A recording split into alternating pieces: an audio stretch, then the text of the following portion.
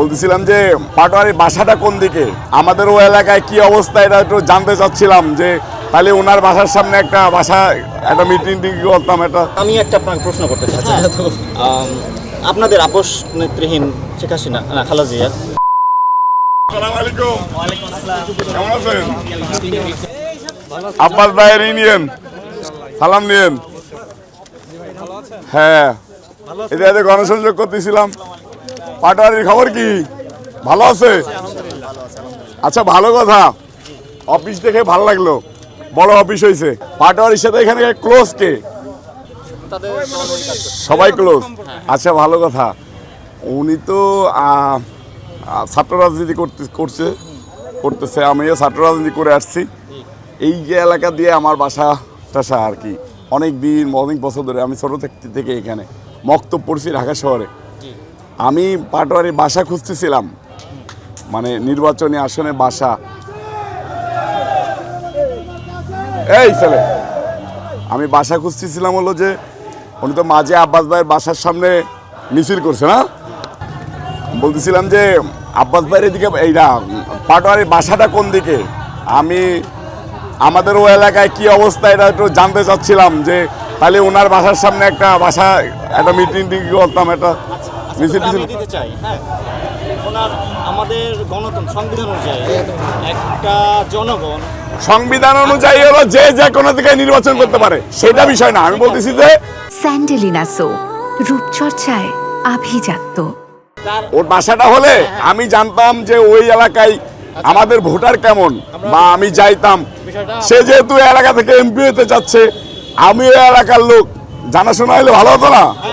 বাসা আদৌ নিছে কিনা, বাসা নিছে আমরা পাইলট ভাইকে জানাবো আপনার, তারপরে আমরা বলবো যে নয়ন ভাইয়ের সাথে কথা বলার জন্য যে আপনার ওখানে। তার মানে তোমরা নিজেরাও জানো না যে ওনার বাসা আছে কিনা? অবশ্যই এখানে আছে বাসা। কোথায় বাসা কোথায় এটা তো আমরা সবাই জানি, ঠিক আছে? না, ঢাকায় এই 8 আসনের ভিতরে বাসা। আপনার যদি ওনার পার্সোনাল ডাটা যদি আমি ওইটা জানতে চাচ্ছি না। তাহলে আপনি ওয়েবসাইটে গিয়ে আমার তো ডাটা আছে, আমি ওইটা জানছি না। আর তোমরা নেগেটিভলি নিও না। না, আপনি আমার বড় ভাই।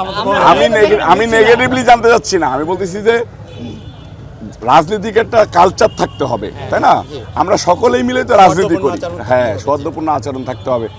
যদি প্রতিবেশী হয় তাহলে আমার জানাশোনার ভিতরে ভালো থাকলো, যে আমারও একটা বুঝ থাকলো যে পাটোয়ারির বাসাটা আসলে এই এলাকায়, আমাদের এই এলাকায় ভোটার কেমন, ঠিক আছে? বা আমার একজন প্রবলেম হইতে পারে, ধরো সংসদ সদস্য হলো, তাহলে আমার একটা সমস্যা হইতে পারে না?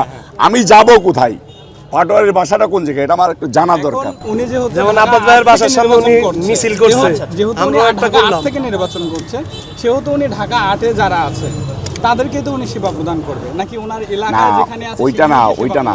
সেবা তো অবশ্যই প্রদান করবে। সেবা নেওয়ার জন্যই জানতে চাচ্ছিলাম যে ওর বাসাটা কোন জায়গায়। আমি একটা আপনাকে প্রশ্ন করতে চাচ্ছি। আপনাদের আপোষ নেত্রহীন শেখ হাসিনা খালেদা জিয়া, এখন তিনি 3 জায়গা থেকে সংসদ নির্বাচন করতো। এখন যদি আপনাদের বর্তমান দেখেন, তারেক রহমানকে দেখেন, তারেক রহমান 2 জায়গায় করতেছে, ঢাকা 17 আর বগুড়া থেকে, তাই না? 2 জায়গাতে ওনার বাসা আছে। আমরা ফুলে বিশ্বাসী, আর নাসিরউদ্দিন পাটোয়ারি ফুলকে খুব পছন্দ করে। দেখি যে মানে শাহবাগে ফুল মার্কেটে ও প্রায় যায়, এবং ফুল মার্কেটে কে কয় টাকা উঠায় বা কি কেমনে কি করে এটাও জানতে চাই, ইন্টারেস্ট ভালো। তো এটা হয়তো ও ফুলের দোকান দিতে চায়, বা ফুল মার্কেট থেকে এমপি হওয়ার পরে টাকাও তুলতে চাই, দুইটাই হতে পারে। তো নাসিরউদ্দিন পাটোয়ারি যদি এমপি নির্বাচিত হয়, তো আমি একজন জুলাই যোদ্ধা হিসেবে তার বাসায় ফুল নিয়ে যেতেও পারি। তো বাসাটা তো আগে দরকার। এই জন্য আমার কাছে মনে হয়েছে যে আমি যেহেতু এই এলাকাতে বসবাস করি, দেখেন এই যে মশার উৎপাত, প্রচণ্ড পরিমাণে মশার উৎপাত। তো নাসিরউদ্দিন পাটোয়ারির কাছে আমি এই মশা যাতে না হয়, ড্রেন ভালোভাবে পরিষ্কার করা, বা এই যে জ্যামজট নিরসনে, মাদক এলাকায় যাতে না থাকে, সেসব বিষয়েও কথা বলতে পারি, সে যদি এমপি নির্বাচিত হয়। তা আমি একজন সাধারণ নাগরিক হিসেবে এই এলাকাতে আরও অনেক নাগরিক আছে, তাদের সকলেরই প্রয়োজনীয়তা থাকতে পারে। সেই কারণেই আসলে নাসিরউদ্দিন পাটোয়ারির বাসাটা আমার জিজ্ঞেস করা, যে আদেও নাসিরউদ্দিন পাটোয়ারি এই এলাকাতে বাসা নিছে কিনা, বা তার বাসা আছে কিনা, বা সে যদি নির্বাচিত হয় জনগণ তাকে পাবে কিনা। যেমন আমাদের বিএনপির প্রার্থী মির্জা আব্বাস সাহেব বলেছেন যে দীর্ঘদিন যাবৎ এই এলাকাতে আমি এমপি হয়েছি, আমার বাসা সবাই চেনে, কিন্তু এই এলাকা থেকে যে আগে যে এমপি স্বৈরাচারী সরকারের সময় যারা এমপি হয়েছিল, রাশেদ খান মেনন, তারপরে এই যে বাহাউদ্দিন নাসিম, এদের কারোরই কোনো বাসা নেই, তারপরে তারা জনগণের সেবা দিতে পারেন নাই। তো নাসিরউদ্দিন পাটোয়ারির যেহেতু বাসা নেই, তার বাসায়ও মানুষ গিয়ে পাবে না, সে জনগণের সেবা দিতে পারবে না। তা আমি নাসিরউদ্দিন পাটোয়ারির অফিসে গিয়ে জিজ্ঞেস করেছি সে বাসা নিয়েছে কিনা।